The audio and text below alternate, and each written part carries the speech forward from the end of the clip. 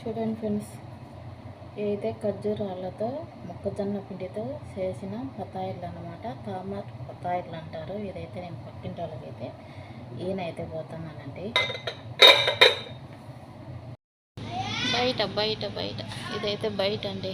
బయట పక్కింటి వాళ్ళకైతే ఈయన పోయానమాట. కార్లన్నీ చూడండి ఎలా ఉన్నాయి.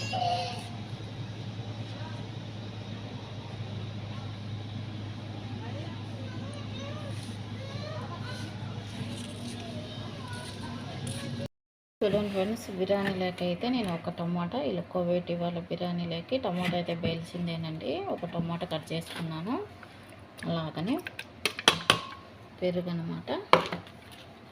నేనైతే 2 అయితే వేసుకున్నానండి. 2 కప్పులు అయితే పెరుగు వేసాను.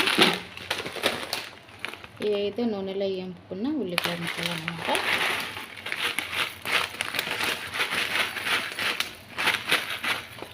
ఇలా అయితే వేసుకున్నాను అనమాట. ఇప్పుడైతే వీటిని మిక్సీకి అయితే పట్టుకుందాము. ఒక కోడి అయితే ఇలా ముక్కలు చేసి క్లీన్ చేసి పెట్టానండి. మరి దీంట్లో అయితే కళ్ళు నీళ్ళు ఉప్పు వేసి శుభ్రంగా కడిగి అయితే ఇలా పెట్టుకున్నాను అన్నమాట. ఇక్కడైతే కొత్తిమీర పుదీనా నిమ్మకాయలు అయితే కట్ చేసి పెట్టుకున్నాను. ఇక్కడ చూపించాను కదా, పెరుగు, ఏంపుకున్న ఎర్రగడ్డలు, అలాగనే ఒక టమాటా అయితే వేసాను అన్నమాట మిక్సీకి. ఫ్రెండ్స్, ఇవి అయితే క్లీన్గా కడిగి పెట్టుకున్నాను కదా. మరి వీటికైతే బిర్యానీ మసాలా, జీలకర్ర పొడి, అలాగనే మిరియాల పొడి, చెక్క లవంగాల పొడి, కొద్దిగా అయితే కారం పొడి వేసానండి. వీళ్ళైతే కారం తినరు, కానీ కొద్దిగా అయితే వేసాను. మరి ఎక్కువ వేసినాను అనుకో, వీళ్ళు నాకైతే 3 చెరువుల నీళ్ళు అయితే తాపించారు. ఎందుకంటే ముక్కలకు కొద్దిగా కారం పడితే బాగుంటుంది అనేసి నేను ఇలా అయితే వేస్తున్నాను అనమాట. బిర్యానీ మసాలా అయితే ఇదండి. ఇప్పుడైతే వీటిని శుభ్రంగా కలుపుకున్నాను.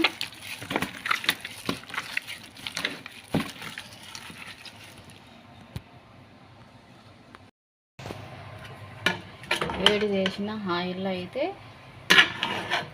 3 యాలకులు, 3 లవంగాలు, బిర్యానీ ఆకు అయితే వేసానండి. వేసిన తర్వాత దీంట్లో అల్లం వెల్లిపాయ పేస్ట్ కూడా వేసానండి. అది మీకైతే ముందు నేను చూపెట్టలేదు, ఇప్పుడైతే వేసాను అన్నమాట. చూడండి,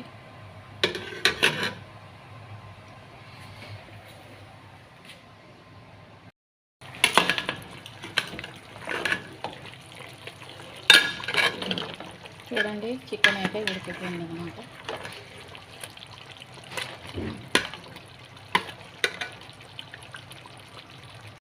అయితే ఉడికిపోయిందండి. రైస్ అయితే ఉడికిపోయింది. ఇప్పుడైతే వంచేద్దాం.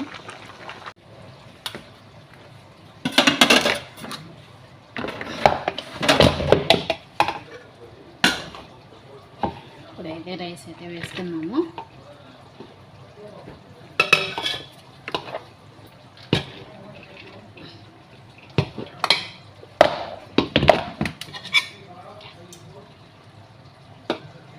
ఎండు నిమ్మకాయ ఇదైతే ఖచ్చితంగా వేయించింది.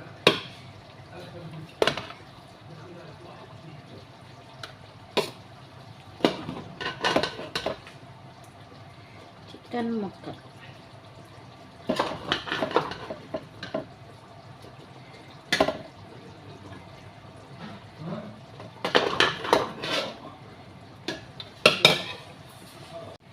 ఇవి అయితే కుంకుమ పువ్వు నీళ్ళండి. కుంకుమ పువ్వు నీళ్ళు వాటర్.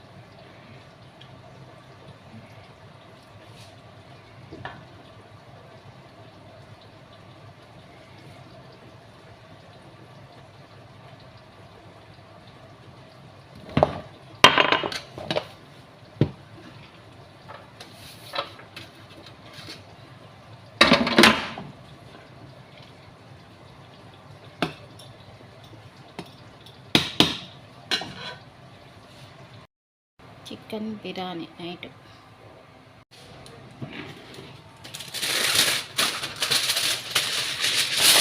ఇదైతే ఆవిరి వేయకుండా, ఆవిరైతే బయటికి రాకుండా ఇలా అయితే చూద్దాము.